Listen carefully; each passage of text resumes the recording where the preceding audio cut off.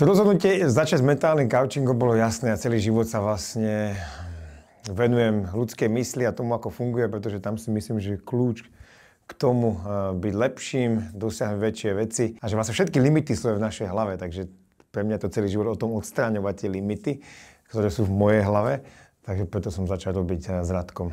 Prečo Radek? Pretože už v roku 2012, keď som písal knihu s Attilom Vegom, tak on vtedy spomínal nejakého mytického Radka Ševčíka, ktorý mu pomáhal na zápasy do Bellatoru.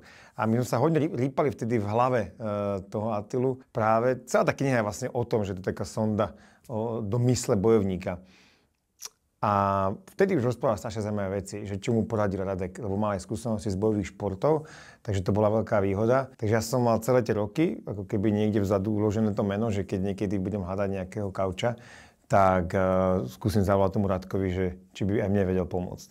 No, Radek mi práve ukázal to, čo bolo pre mňa úplná novinka, to si pamätám, to bol akože nový vesmír sa otvoril, že to je, jak to strašne súvisí s telom, tie myšlienky a telo. Že to ma veľmi prekvapilo. Ja som sa dlho venoval aj reči tela a rozumiem jej, mám ju naučenú, sledujem to na ľuďoch, aj pri rozhovoroch, pri práci, pri stretnutiach.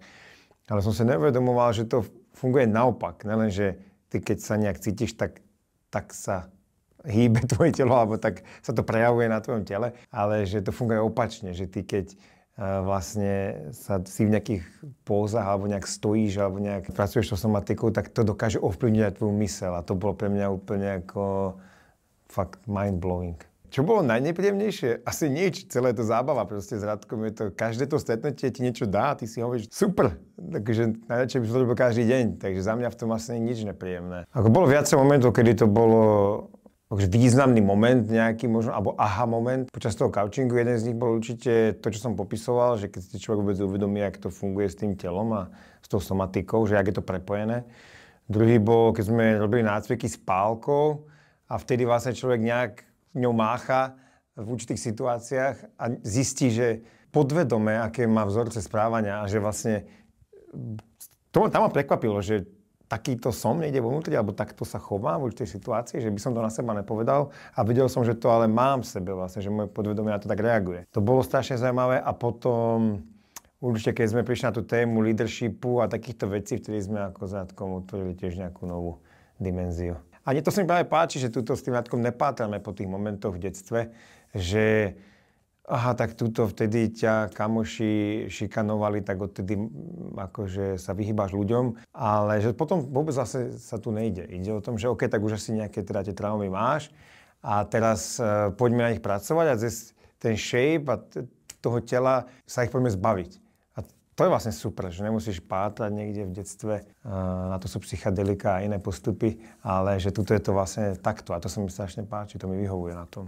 Akože ja som celoživotný študent a podľa mňa každý z nás, takže ja si myslím, že človek sa učí celý život a tak to bude aj tu. To je vlastne docela dobrý biznis, som si uvedomil, že má Radek, že tu má väčších klientov potom a asi sa nikdy nevyliečia, pretože to vlastne nie je možné, ako než by sa, alebo vždycky je na čom pracovať. Takže pre mňa je to ako keby nejaká cesta, po ktorej asi plánujem, že budeme kráčať veľmi dlho. No, bez pochyby je to, ja to odporúčam každému, však vyskúšajte to, uvidíte. Akože tých nejaký jeden poplatok, alebo za jeden seminár, alebo za akúkoľvek tú skúsenosť dáte podľa mňa veľmi málo peňazí v porovnaní s tým, čo vám to môže dať. Keď človek nie je ochotný investovať do samého seba, do rozvoja samého seba, aby niečo zmenil a mohol byť lepším človekom, tak podľa mňa to je akože, takému človeku není pomoci. Ten sa potom bude navždy iba sťažovať na ostatných a hľadať chybu v druhých, ale tak to je potom jeho voľba. No. Ale ja si myslím, že toto je to najjednoduchšie. Proste ísť to, vyskúšať to a potom si môžem povedať, že to možno nie je pre mňa, ale ešte skúsiť začať a potom nech to každý tomu priradí tú svoju cenovku v hlave, že nakoľko mu to stojí za to vlastne na sebe pracovať, aby možno mohol dosiahnuť sny, ktoré má v živote, alebo prekonať prekážky, ktoré má vo vzťahoch s blízkymi, v práci a tak ďalej. Že to je proste kľúč podľa mňa akože k šťastiu svojím spôsobom životnému, dlhodobému.